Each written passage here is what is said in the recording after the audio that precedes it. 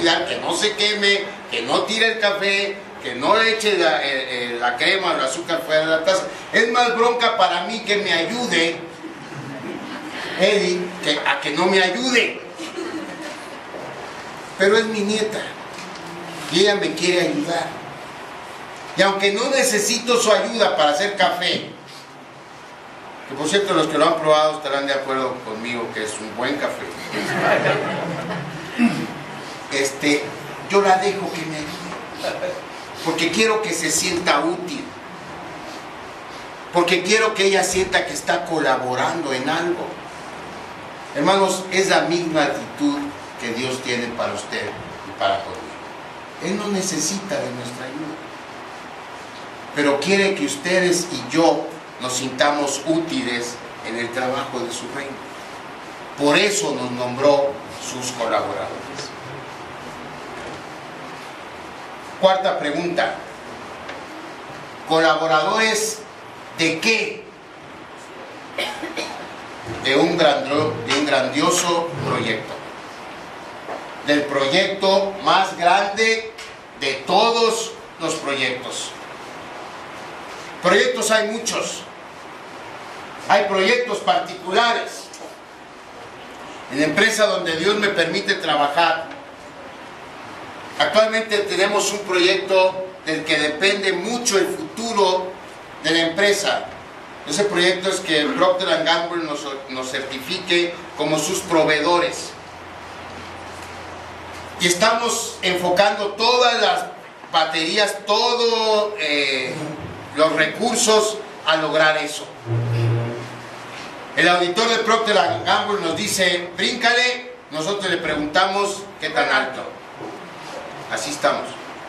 Es un proyecto muy importante, pero la verdad es que aparte de Laser Print, a nadie más le importa si somos proveedores o no de Procter & Gamble. No creo que a Bernardo le afecte si Procter nos certifica o no. Gracias por el voto de confianza, pero no es que le afecte. A nadie más le afecta más que a la gente de Laser Print. Hay otros proyectos locales. Por ejemplo, ahorita en nuestra ciudad estamos viendo el bacheo que está haciendo el ayuntamiento en varias arterias de la ciudad. Y ahorita es muy molesto para nosotros, pero cuando esté terminado va a ser de bendición. Pero eso no le afecta a la gente de Aguascalientes o a la gente de Río Verde. Ellos tienen sus propias broncas allá. Entonces, son proyectos locales. Hay otros proyectos nacionales. Ahorita estamos con la famosa reforma energética que en teoría debe producir más empleos, debe producir más riqueza para todos, debe hacer que el gas y todas las fuentes de energía cuesten menos. Eso nos va a beneficiar y hay proyectos a nivel mundial, ¿sí? La lucha contra el calentamiento global, que tampoco éxito desgraciadamente ha tenido, pero que es un proyecto que sí afecta a toda la humanidad. Hermanos, pero ningún proyecto de estos, sea local, sea regional o sea incluso mundial, se compara al proyecto de Dios. Ese proyecto de Dios en el cual usted y yo somos colaboradores es la predicación del Evangelio. Ese es el proyecto de Dios. ¿Por qué ninguno se compara? Porque a través del Evangelio Dios transforma primero nuestras personas, de manera que es un proyecto particular. Cada uno de nosotros fuimos alcanzados por el Evangelio de manera distinta. Y sin embargo, el resultado es siempre el mismo. Vidas transformadas que actúan en base ya no en el aquí y el ahora, pero que actúan desde la perspectiva de la eternidad. Ese es el resultado de conocer, de recibir el Evangelio. Y así, cambiando una persona a la vez, el Evangelio alcanza el entorno social. Porque es una realidad que una persona que tiene por Señor de su vida a Jesucristo es una persona que sirve a su comunidad. De manera que mientras más cristianos seamos, que eso es un cristiano, entre paréntesis, un cristiano es aquel que tiene por Señor de su vida a Jesucristo.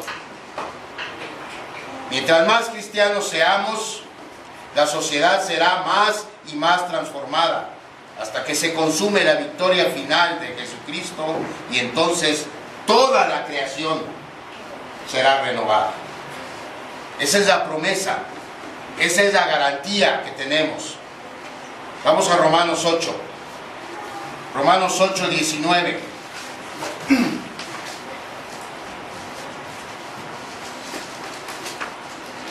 El apóstol Pablo también ahí, inspirado por el Espíritu Santo, dice: porque el anhelo ardiente de la creación es el aguardar la manifestación de los hijos de Dios. Porque la creación fue sujeta a vanidad, no por su propia voluntad, sino por causa de aquel que la sujetó en esperanza. Porque también la creación misma será libertada de la esclavitud de la corrupción a la libertad gloriosa de los hijos de Dios. ¿Ve? Cuando el Evangelio obtenga su victoria final, su victoria total, toda la creación, dice la Biblia, será renovada y será llevada de la esclavitud, de la corrupción, a la libertad gloriosa de los hijos de Dios. ¿Y cómo va a ser eso posible? Hay una manera en que Dios quiso que eso fuera posible, y eso es a través de la predicación del Evangelio. La predicación del Evangelio que se hace a través de nuestra colaboración. 1 Corintios capítulo 1, en el versículo 20, tenemos clara esta enseñanza bíblica. ¿Dónde está el sabio?, pregunta Pablo. ¿Dónde está el escriba? ¿Dónde está el disputador de este siglo? ¿No ha enloquecido Dios la sabiduría del mundo? Pues ya que en la sabiduría de Dios el mundo no conoció a Dios mediante la sabiduría, agradó a Dios salvar a los creyentes. ¿Por qué? Por la locura de la predicación. Esa es la manera en que Dios estableció que los creyentes se salven, que la sociedad se transforme y que al último toda la creación sea renovada. Ese es el proyecto de Dios. Por eso decimos, ningún proyecto que haya se compara con ese proyecto. La buena noticia para usted y para mí es que usted y yo somos colaboradores de Dios en ese grandioso proyecto. Amén. Pregunta número 5. ¿Colaboradores dónde? Es cierto, el proyecto de predicar el Evangelio es un proyecto universal, pero siendo un proyecto ideado, diseñado y dirigido por Dios, tiene una implementación perfecta, con límites específicos para cada uno de nosotros. Esos límites están dados en la palabra también, cuando el Señor Jesús comisionó a sus discípulos, y a través de sus discípulos a todos los que habíamos de creer después, a propagar el Evangelio. Él les dijo exactamente cómo. Miren, Hechos 1, versículo 8.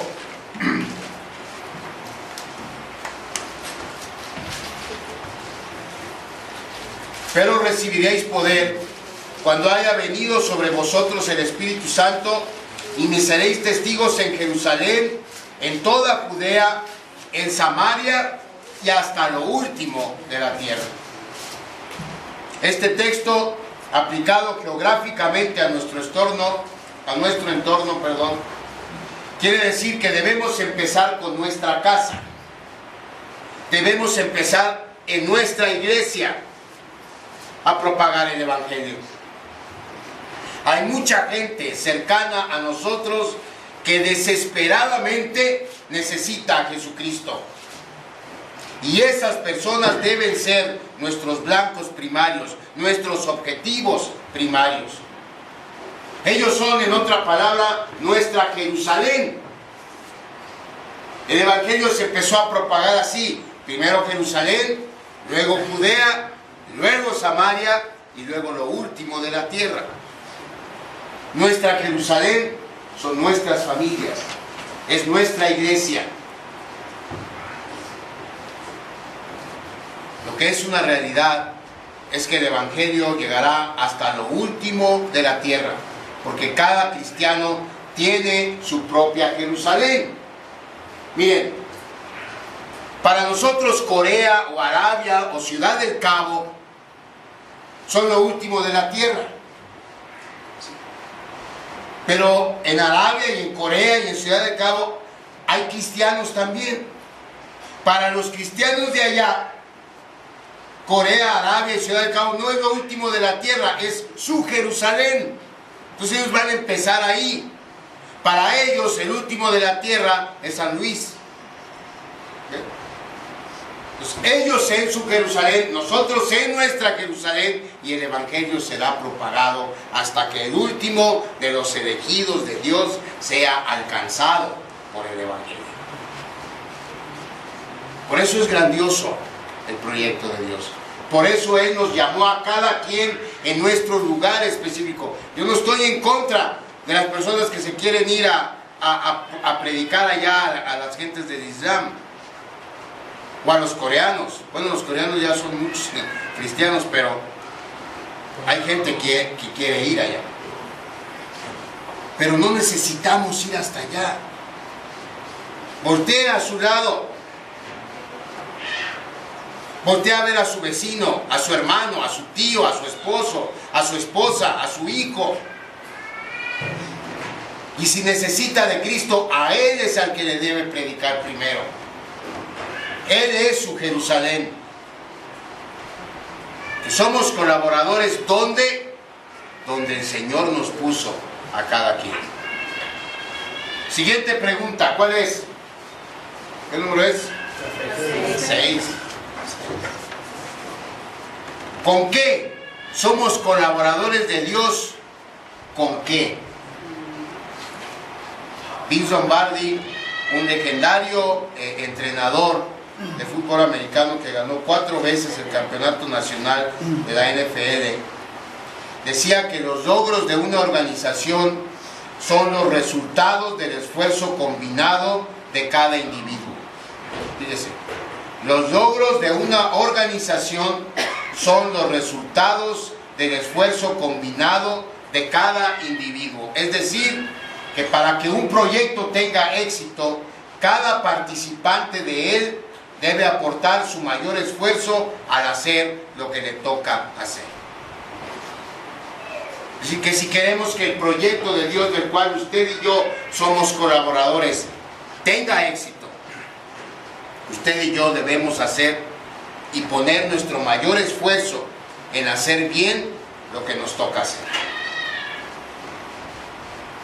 Aplicada pues esta filosofía al proyecto de la expansión del Evangelio, quiere decir que no todos somos predicadores, no todos somos misioneros, no todos somos maestros, pero todos podemos y debemos aportar si queremos ser buenos colaboradores de Dios.